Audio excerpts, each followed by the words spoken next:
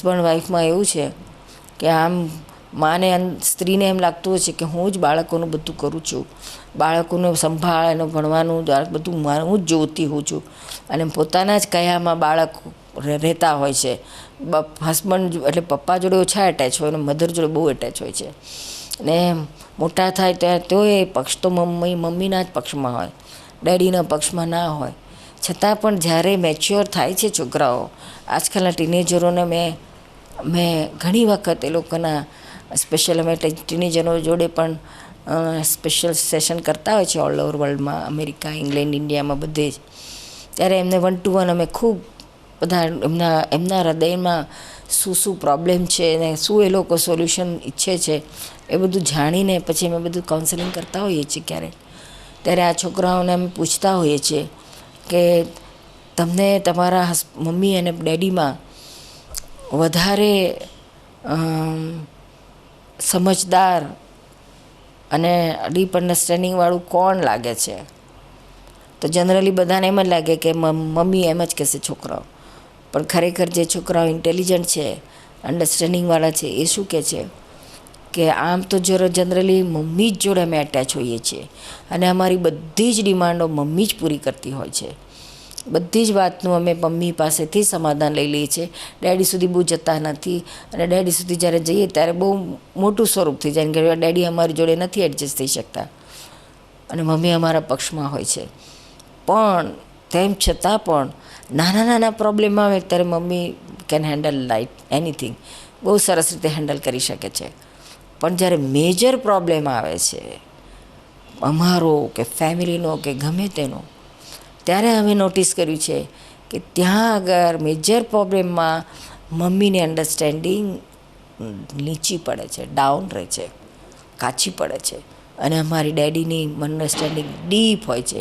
અને જે રીતે પ્રોબ્લેમને ટેકલ કરે છે એ જોતાં અમારા અંદરથી અમારો મત આવ્યો આવે છે કે મેજર પ્રોબ્લેમ હોય ત્યારે ડેડી કેન હેન્ડલ, મમ્મી કે નોટ. અને આ ખરેખર બાળકોનું ઓબ્ઝર્વેશન બહુ જ કરેક્ટ છે. કારણ કે નાની બાબતમાં તો પેલી ઇમોશનલ થઈને ઘાટાઘાટી કરીને ગમે એમ કરીને અથવા તો વાલ કરીને પ્રેમ આપીને ગમે તે રીતે એવી આ વાત્સલ્યથી પણ એનું સમાધાન કરી શકે છે. પણ જ્યારે મેજર પ્રોબ્લેમ આવે છે કે જ્યાં ખરેખર ડીપ ઇન્ટેલેક્ચ્યુઅલની જરૂર છે અને અન્ડરસ્ટેન્ડિંગથી એનું ધીરતાથી અને ગંભીરતાથી એનો નિકાલ કરવાનો છે, ત્યારે આ થોડી કાચી પડે છે. આ ઇમોશનલ વધારે થઈ જાય. સ્ત્રી હંમેશા વધારે ઇમોશનલ હોય, ડીપ ના હોય. અને આ ડીપ હોય ને એટલે સરસ રીતે ટેકલ કરી શકે છે. એટલે હસબન્ડ વાઈફના આ થોડા ડિફરન્સ પુરુષ અને સ્ત્રીના પ્રકૃતિના પડે છે કે જે બાળકો નોટિસ કરે છે. એટલે આ બાળકોના જે પ્રોબ્લેમ આફ્ટરવર્ડ્સ થાય છે કે બિચારા બાપ વગરના, પછી બધા ફ્રેન્ડ સર્કલ ખરાબ મળે, મધરનો ડાબ ના રહે, એ મેજર પ્રોબ્લેમ આવે તો એ હેન્ડલ ના કરી શકે. એટલે પછી ડિવોર્સ પછી બાળકો બહુ જ ફ્રસ્ટ્રેટ થાય છે. અને પછી એનું કોઈ સોલ્યુશન ના મળવાથી પોતાના મનનું સમાધાન કરવા, પોતાને સુખ ચેન માણવા પછી છે તો ફ્રેન્ડ સર્કલ ને પછી ડ્રિંક્સ ને ડ્રગ્સ ને બધું ઘણું બધું હવે તો આગળ છોકરીઓને આ બધામાં બિચારા ટોઈ જાય છે. અને એમને પોતાને મેઇન કારણ કે અમને અમારા પ્રશ્નોનું સમાધાન નથી મળતું, અમને કેમ કરીને જીવન જીવવાનું કરેક્ટ ગાઈડલાઈન નથી મળતું, પ્રેમ નથી મળતો. કારણ કે ડિવોર્સવાળો જ્યાં ડિવોર્સ થતા હોય છે ત્યાં બાળકોએ નોટિસ કરેલું હોય છે કે મમ્મી અને ડેડી આખો દિવસ એકબીજાના કચકચ કરે, એકબીજાના દોષો જોયા કરે અને બહાર એકબીજાના દોષોનું લોકોને વર્ણન કર્યા કરે. અને પછી મમ્મી છે તો એનો ગુસ્સો છોકરા ઉપર કાઢે, એને ધીબી કાઢે, પેલે કપડાં ધોતા હોય ધોકાથી એમ છોકરાને ધીબી કાઢે. અને એને બાળક સમજી જાય કે મારે વગર વાંકે કેમ મારે છે, મને વગર વાંકે કેમ ભળે છે. પણ એનું કારણ હસબન્ડથી ફ્રસ્ટ્રેટ થયેલી એનો અંદરનો બધો ઉકળાટ, ક્રોધ પછી બાળકો ઉપર કાઢે છે. બધી બહેનો તમે જોજો, એને સાસુનો ઉકળાટ હોય કે હસબન્ડનો ઉકળાટ હોય, બધા બહેનો તમારા હૃદય પર હાથ મૂકીને કહો કે ખરેખર તમારા બીજાનો ગુસ્સો તમે તમારા બાળકો ઉપર કાઢો છો કે નથી કાઢતા. હવે એનાથી બાળકને થાય કે વગર, અને એને તો ખબર પડે જ કે મારું કોઈ વાંક નથી. આટલું બધું જે મમ્મી મારા ઉપર ગુસ્સો કરે છે કંઈ કારણ વગર કે નાનકડા કારણ માટે, તો આજ ભૂલ મારી પહેલાંય થયેલી ને હવે થશે તોય પણ આટલું ઉકળાટ નહોતું કરતી, અને આજે જ કેમ કર્યો. પછી એના આગળ પાછળના રેફરન્સથી એને ક્લિક થાય છે, જરા સમજ ના થાય કે આમ ડેડીને જોડે થયેલી ખટરાક એનો ઉકળાટ મારા ઉપર કાઢે છે, કે દાદીની જોડે મમ્મીને થયેલો ઉકળાટ મારા ઉપર કાઢે છે, કે નણંદ ઉપરનો જે હોય. પણ એને પછી આ નાનું હોય 4-5 વર્ષનું બાળક હોય તો આ બધું તો અન્ડરસ્ટેન્ડિંગ એનામાં આવી જ ગઈ હોય છે કે આ મને ખોટી રીતે મમ્મી મારે છે કે વડે છે, બીજાનો ઉકળાટ મારા ઉપર કાઢે છે.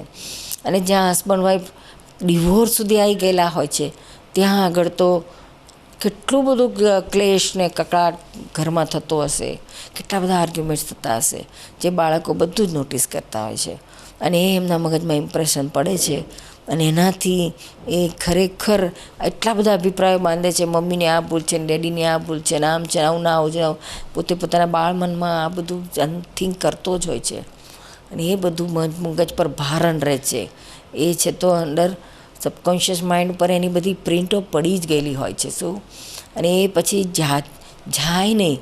જેમ જેમ બાળકનું ઉછેર થાય છે, વૃદ્ધિ થાય છે, તેમ તેમ એ બધા જ બી પણ ઉગતા જાય છે જે બાળપણમાં પડેલા, અને એના પછી ફળ આવે છે ત્યારે બાળક એટલું બધું નોર્મલ હોવાને બદલે એબનોર્મલ થાય છે.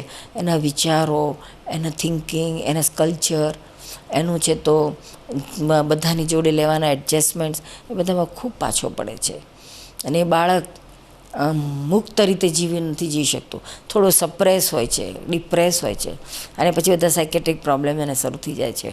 ઇન્ફિરિયર કોમ્પ્લેક્સિટી થાય છે, એમાંથી પછી સુપિરિયર કોમ્પ્લેક્સિટી પૂરા કરવા એનો ઈગો બહુ વિકૃત થઈ જાય છે. શું? એટલે આ બધા પરિણામો આપણા બાળક ઉપર આવે છે. એનો વિચાર હસબન્ડ વાઈફે પહેલેથી કરવું જોઈએ. અને ડિવોર્સ થયા પછી તો બાળકો ખૂબ જ સફર કરે છે. એ ભૂલી નથી શકતો ડેડીને. મમ્મી છૂટી પડી જાય તો એ પોતાના ડેડીને ખૂબ યાદ કરતો હોય છે અને મિસ કરતો હોય છે. પછી મધર શું કરે કે આ એના ફાધરની યાદ એના મગજમાંથી જતી રહે, એટલે એને એના હસબન્ડનું પેલા બાળકના મનમાં નેગેટિવ ઘુસાડ કરે કે તારા ડેડી મને આમ તકલીફ આપતા હતા ને તેમ તકલીફ આપતા હતા, આમ મને મારતા હતા ને તેમ મારતા હતા, એને મારી સાસુનું આમ માનીને તારા ડેડી મને આમ મારતા હતા. એમ કરીને પેલા બાળકના મગજમાં નેગેટિવ ઘુસાડે, જાણી કરીને કે આ એના ડેડીને ભૂલી જાય અને ડેડી ના કરે. હવે ડેડી હું એને ક્યાંથી લાવવાની છું, એટલે એને મગજમાંથી કાઢવા માટે આવી રીતના પછી બાળકને પોતાના જ બાપની માટે નેગેટિવ થોટ્સ ઊભા કરે છે, અને પછી એક જાતનું વેર ઊભું થઈ જાય છે. એટલું બધું આ પરિણામ આનું ડિવોર્સનું આવે છે. અને આ વેર ત્યાં સુધી લંબાય, આ ભાવ તો ઠીક, પણ આવતા ભાવે પણ એ વેર છોડે નહીં, અને આનું આ જ કકળાટ બહુ ચાલ્યા કરે. એટલે આ વેર પરથી બચવા માટે આ બધું ઘણું બધું ઊંડાણથી વિચારવાની જરૂર છે. અને આપણે જ આપણા બાળકોને આપણા ખરાબ સંસ્કારો, વેરના બીજ, અને એના મગજમાં કેટલું બધું ઘમસાણ ચાલે, અને એને બાપ માટે કેટલું નેગેટિવ બાપની વાત કાઢે ત્યાં જ એનું છે તો હૃદય એકદમ લાલ થઈ જાય ને કે મારા બાપનું નામ ના લેશો, એણે મારી માને આમ દુઃખ દીધું હતું તેમ દીધું. બટ કોઈ દિવસ એવું જોવા મળ્યું છે કે માએ પોતાની કંઈ ભૂલ થઈ હતી, એક પણ ભૂલ એને પોતાના બાળકને ક્યારેય કહી હશે? એ કેટલી એણે છુપાવી છે, અને કે એ માટે એણે કેટલું કપટ કર્યું છે. બાપના એક દોષ કયા, પણ પોતાની કંઈ ભૂલ નહીં થઈ હોય. ડિવોર્સ કે એકલા બાપને ભૂલથી જ થયેલી હશે, ક્યાંક કંઈક તો એણે ભૂલ કરી હશે કે નહીં કરી હોય, છતાં એ ભૂલનું ક્યાંય એણે વર્ણન પોતાના બાળક આગળ કર્યું નથી. એટલે એટલું બધું કપટ કરેલું છે, અને બાપના વિરુદ્ધ એને બાળકને ઉશ્કેરેલો છે. એટલે આ બધું બાળ માણસથી પછી જ્યારે મોટો થાય ત્યારે આ બધા જ પરિણામો એટલા બધા ખરાબ આવે છે કે પછી એ બાપને ભૂલતો નથી, અને જિંદગીમાં એને બાપનું મોઢું તો જોવાનું શું, આનું નામ લેવાનું પણ એને નથી ગમતું, ને એટલું વેર બહુ ચલાવે છે. એટલે આ બધા ડિવોર્સના પરિણામ છે. અને ઘણી વખત હસબન્ડ વાઈફમાં શંકા પડી હોય એનાથી પણ ડિવોર્સના કારણો સેવાય છે. હસબન્ડને વાઈફ ઉપર શંકા જાય કે વાઈફને હસબન્ડ પર શંકા જાય. શંકા એટલે ચારિત્ર માટેની શંકા. નાની મોટી શંકાને તો કોઈ એટલું બધું મહત્ત્વ નથી આપતા ને એટલે નભાઈ લેવામાં આવે છે. પણ મુખ્ય છે કે ચારિત્ર ઉપરની શંકા. અને આપણે કહેવત છે, શંકા બાળે સોનાની લંકા. સોના જેવું આપણું લંકા જેવું, સોનાની લંકા જેવું આપણું સ્વર્ગ જેવું ઘર હોય તે એક જ નાનકડી શંકામય પેઠી કે બધું ઘર વેરણ ચેરણ કરી નાખે છે. ત્યાં સુધી કે રાત દાડો એક વખત એક જ શંકા પેઠી કે એના મગજમાં રાત દાડો એ જ ચાલ્યા કરે અને એના એટલા બધા ભૂકોટા આવે.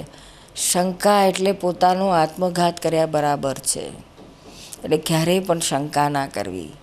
શંકા કરવાથી આ ભવ તો શું, કેટલા ભવ માટે આપણા બહુ જ ખરાબ અવતારો, જાનવરના અવતારો બંધાઈ જાય છે અને વેર બંધાય છે.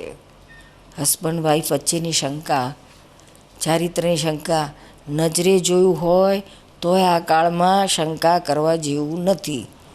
શું જે કંઈ પ્રિકોશન્સ લેવા હોય લેજો, જાગૃતિ જે રાખવી તે રાખજો, પણ મહી શંકાનો કીડો પેસવા ના દેશો. મહી અંદર હૃદયમાં શંકા ને સંઘર્ષો નહીં.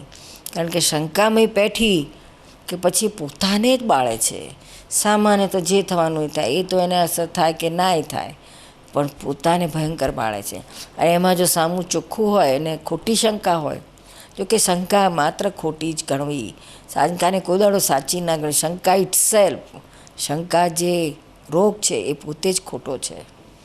શું અને જે ધારો કે એવું કંઈ એકબીજાના જીવનમાં, હસબન્ડ વાઈફના જીવનમાં કોઈ તીસરી વ્યક્તિ આવી હોય તો એવું એને શંકા કર્યા વગર એનો કંઈક ઉકેલ લાવવાનો હોય. શું એને ડાપણથી ઉકેલ લાવવાનો હોય. જનરલી આપણે હિન્દુસ્તાનમાં સ્ત્રીઓ ઓછી પર પુરુષ સાથે